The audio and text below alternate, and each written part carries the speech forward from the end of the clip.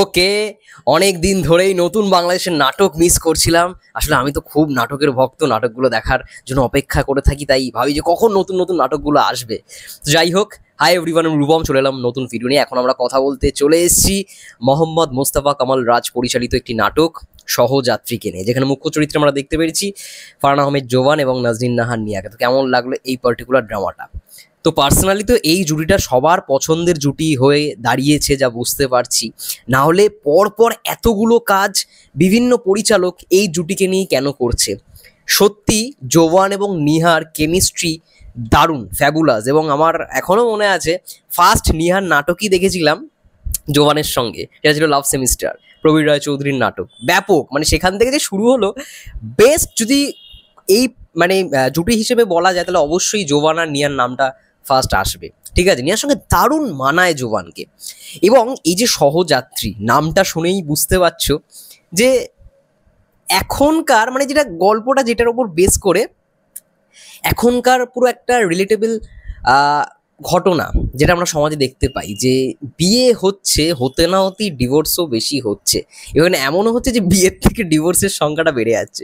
ঠিক আছে, একটা টাইম ছিল যখন এইগুলোর কোনো মানে অস্তিত্ব ছিলই না, ডিভোর্স খুব রেয়ার, খুব রেয়ার। বাট এখন যত দিন যাচ্ছে, যত আর কি মানুষ স্মার্ট হচ্ছে, এই জিনিসের সংখ্যাটা বেড়ে গেছে। এবার এটার কারণটা কি? কারণটা অবশ্যই অ্যাডজাস্টমেন্ট।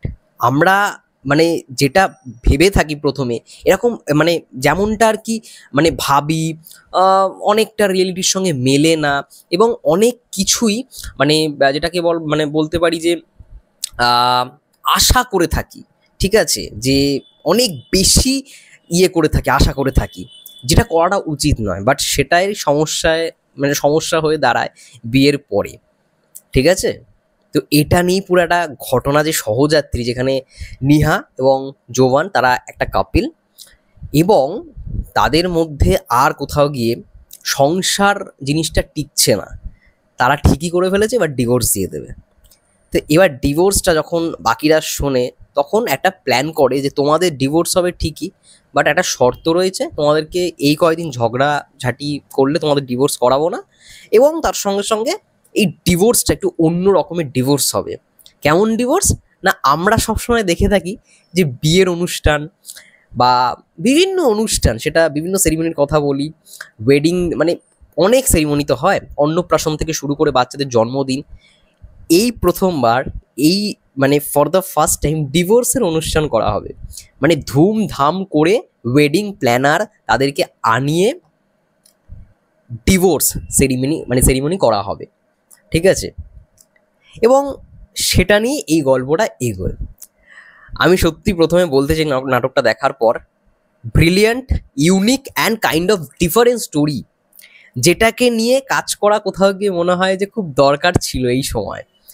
দেখো, এরকম মানে ডিভোর্সের সংখ্যা বেড়ে যাচ্ছে, এটা নিয়ে কিন্তু অনেক গল্প হয়েছে, বাট এই রকম টাইপের যে ডিভোর্সের একটা সেরিমনি হচ্ছে, এই কনসেপ্টটা আমার কাছে বেশ ইন্টারেস্টিং লেগেছে।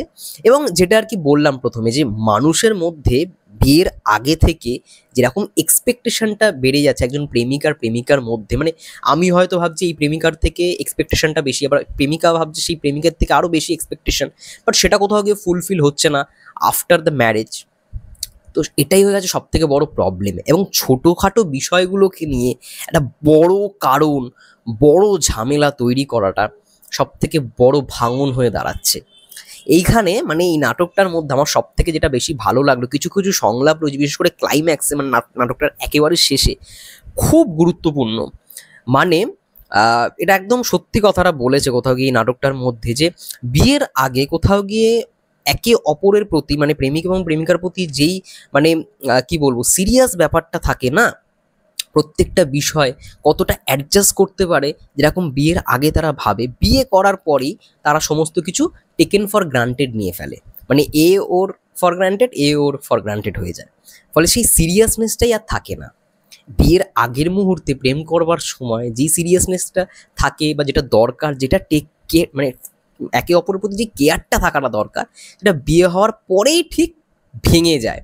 ও ভাবে ও তো আমার অধীনে চলছে, ও আমার কথা সব শুনে ফেলবে, ইয়ে করবে। বাট অ্যাডজাস্টমেন্ট, কেয়ারনেস, তার থেকেও বড় কথা যে সিরিয়াসনেসটা থাকাটা দরকার, যেটা আগে থাকতো সেটা কোথাও গিয়ে হারিয়ে যায়।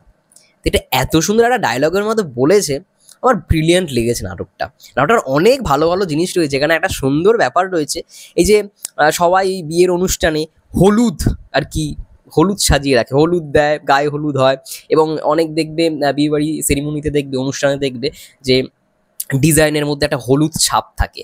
বাট এটা তো ডিভোর্স সেরিমনি, এবং এইখানে পার্পেল রংটাই, আমার পেছনেও পার্পেল চলে, যাই হোক পার্পেল রংটাকে এত সুন্দর করে ইউজ করেছে ডিভোর্সের জন্য, ওই ব্যাপারটা আমার বেশ ইউনিক লেগেছে, ঠিক আছে। এবং এখানে যারা যারা অভিনয় করেছে বেশ ভালো। একটা ডায়লগ রয়েছে, একজন রয়েছে একটা রাত্রিবেলায় বলছে, আমি ওরকম বিয়ে করেছিলাম, ডিভোর্সটাকে অনেক আটকানোর চেষ্টা করেছিলাম, বাট পারিনি, সংসার সবার দ্বারা হয় না। তো এই জায়গাগুলো বেশ ভালো লাগবে, তোমাদের শুনলেও বেশ ভালো লাগবে। এবং কিছু কিছু জায়গা নাজরিন নাহার এবং জোবান বেশ ভালো, মানে সত্যি কথা বলছি, এদের দুজনের মধ্যে না কেমিস্ট্রিটা পুরো পারফেক্ট হয়ে যায়। এতগুলো তো পরপর নাটক করলো, এবং এই কিছু মাস আগেই এদের দুজনের মায়াবতী দেখলাম, কি সুন্দর রোমান্টিক একটা টাচ। তারপরেই দেখলাম মিথ্যে প্রেমের গল্প মাহমুদুর রহমান হিমি স্যারের, ঠিক আছে, মানে একেবারে অন্যরকম। আবার এইখানে পুরোপুরি অন্যরকম একটা, মানে এখানে ওরা কাপেল, ওদের মধ্যে ঝগড়া চলছে। এতদিন মিষ্টি রোমান্টিক নাটক, ইমোশনাল নাটকে দেখে এসেছি, এই জিনিসগুলো দেখে খুব ভালো লাগে। আর এইখানে আমার একটা জিনিস কোথাও গিয়ে খামতি লাগলো, যদিও এটা কোনো নয়, টেকনিক্যাল গ্লিচ নয়, আর সেটা হচ্ছে এখানে একটা খুব সুন্দর একটা মোমেন্ট ছিল, যেখানে জোবান বলছে যে আরে তোমার নাম সুচিস্মিতা নয়, মানে সুচিস্মিতা না তোমার নাম? বলছে না না না, নিহা বলছে আমার নাম তো সুচিস্মিতা নয়, ভুল বলছেন, ঠিক আছে। তো এটার পরে নিহা ওর নামটা বলে, বলছে না না না না, হতেই পারে না, এত সুন্দর মিষ্টি হাসি যার, তার নাম ঐতিহাসিকভাবে ভুল রাখা হয়েছে, তোমার নাম সুচিস্মিতা হওয়া উচিত ছিল। এবার এই নামটাকে যদি কাজে লাগানো যেত, মানে কোনো একটা মোমেন্টে যে নিহার এরপর থেকে প্রেম করার, মানে প্রেমটা ওর প্রতি জন্মায়, এই জায়গাটা একটু যদি দেখাতো খুব ভালো লাগতো আর কি। তো এইটা আমার কোথাও মনে হয়েছে। এবং তার সঙ্গে সঙ্গে এখানে কালার গ্রেডিংটা না একটু ভালো হওয়াটা উচিত ছিল, মানে বাংলাদেশের নাটকের কালার গ্রেডিং খুব ভালো হয়, এই নাটকটা আমার একটু মানে কোথাও গিয়ে মনে হয়েছে যে সেই সিনেমাটিক অ্যাপ্রোচটা খুব কম। মানে অনেক নাটকেই আমি দেখেছি খুব সুন্দর, মানে প্রিমিয়াম যে মানে ভাইবসটা আমরা পাই, সেই ভাইবসটা কিন্তু এখানে একটু মিস করেছি। প্রিমিয়াম ব্যাপারটা, কালার গ্রেডিংটা একটু বেস্ট মানে হতে পারতো। বাট ওভারঅল একটা ড্রামা হিসেবে যে মেসেজটা দেওয়ার চেষ্টা করেছে, আমার তো বেশ ভালো লেগেছে, একটা ইউনিক ড্রামা। এবং আমি কিছু মাস আগেই জোবান ভাইয়ের একটা জিনিস দেখছিলাম, যে মাইগ্রেন নিয়ে একটা সমস্যা, তো সেটাকেও এই নাটকটার মধ্যে কিন্তু ইউজ করা হয়েছে, এটাও খুব ভালো লাগলো দেখে। যাই হোক, মাইগ্রেনের ব্যথা আমারও ছোটোবেলায় ছিল, কি যে মানে অস্বস্তিকর জিনিস। যাই হোক, এখন কমে গেছে পুরোটাই।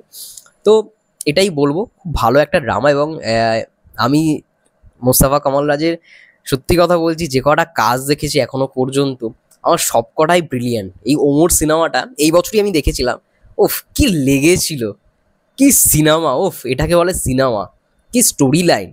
আবার কিছুদিন আগে একটা নাটকও এসেছিল অনুতপ্ত বলে, ঠিক আছে, মানে মাইন্ড ব্লোয়িং একটা কনসেপ্ট, এত সুন্দর, আমি ভাবতেই পারি নাটকটা এতটা ভালো হবে। তো মোস্তফা কামাল রাজকে অনেক অনেক ধন্যবাদ, এত সুন্দর সুন্দর ড্রামা, এত সুন্দর সুন্দর নাটক, খুব ইউনিক স্টোরি লাইনের মাধ্যমে আমাদের সামনে প্রেজেন্ট করবার জন্য। এবং ভালো, আমার তো ব্যাপক লাগলো এই নাটকটা। দেখো, কলকাতায় সত্যি কথা বলতে নাটক দেখার অডিয়েন্স না অনেক দিন দিন বাড়ছে, তো খুব ভালো লাগছে এটা। এবং একটা টাইমে সত্যি কথা বলতে এই যে ক্রিয়েটিভ ব্যাপারটা আমি খুব একটা দেখিনি বাংলাদেশের কাজের মধ্যে, বাট এখন যেরকমভাবে এগোচ্ছে না, ব্রিলিয়েন্ট। এইরকমভাবে চলতে থাকলে অবশ্যই ভাই বিশ্ব কাঁপাবে, বিশ্ব অলরেডি কাঁপানো শুরু করে দিয়েছে। আমার দারুণ লাগে বাংলাদেশের নাটক, এবং এই জুটিটার আমি সত্যি ভক্ত হয়ে গেছি। নিহা আর জোয়ান, এই জুটিটা না কোথাও গিয়ে মনে হবে যে মেড ফর ইচ আদার, ঠিক আছে, মানে এই ইয়ের জন্য, মানে মিডিয়ার জন্য এত সুন্দর লাগে ওদের কেমিস্ট্রিটা। এবং নিহার দিন দিন এত সুন্দর, মানে উচ্চারণটা আর কি খুব স্পষ্ট হচ্ছে। আগে খুব একটা কিন্তু আমি দেখেছি, এটা লক্ষ্য করেছিলাম যে অনেকে এটা নিয়ে কমপ্লেন করে, এটা হতেই পারে, এটা একটা বড় কোনো ব্যাপার নয়। সবাই যখন প্রথমে ডেবিউ করে বা প্রথম যখন নিউ কামাররা আসে, সব কিছুই যে পারফেক্ট হবে এমনটা ভাবাটাও ভুল। তো সেই জায়গায় যেরকমভাবে নাজরিন নাহার নিয়া নিজেকে ইমপ্রুভ করছে, তার এক্সপ্রেশন, এই লাস্টের যে সিনটা আমরা দেখতে পাচ্ছি এই সহযাত্রীর মধ্যে, ওর যে মনের মধ্যে যে দুঃখটা, ওটা এত সুন্দর মুখের মাধ্যমে যে করছে, এক্সপ্রেস করছে, বেস্ট, দারুণ লাগছে, ঠিক আছে। কিছু কিছু ডায়লগস এই নাটকটা মানে তোমার মন কেড়ে নেবে, ঠিক আছে। এই যেটা বললাম আর কি, যে সিরিয়াসনেসটা একটা সময় পর্যন্ত থাকে, তারপরে যখনই টেকেন ফর গ্রান্টেড হয়ে যায় না, ব্যাস তখনই ডিভোর্স সমস্ত কিছু শুরু হয়ে যায়। আমার তো ভালো লাগলো বেশ নাটকটা। তোমাদের কি মন্তব্য? আচ্ছা, যারা যারা দেখোনি অবশ্যই দেখে নাও, তারপর অবশ্যই জানো তোমাদের কেমন লাগলো। আমি অবশ্যই রিকমেন্ড করবো সহযাত্রী নাটকটা দেখো। বেস্ট বেস্ট বেস্ট একটা ড্রামা। সবাই ভালো থেকো, সুস্থ থেকো, এটা বলেই আমি আমার রিভিউটা শেষ করলাম। দেখা হবে নেক্সট ভিডিওতে। Tata, take care and by.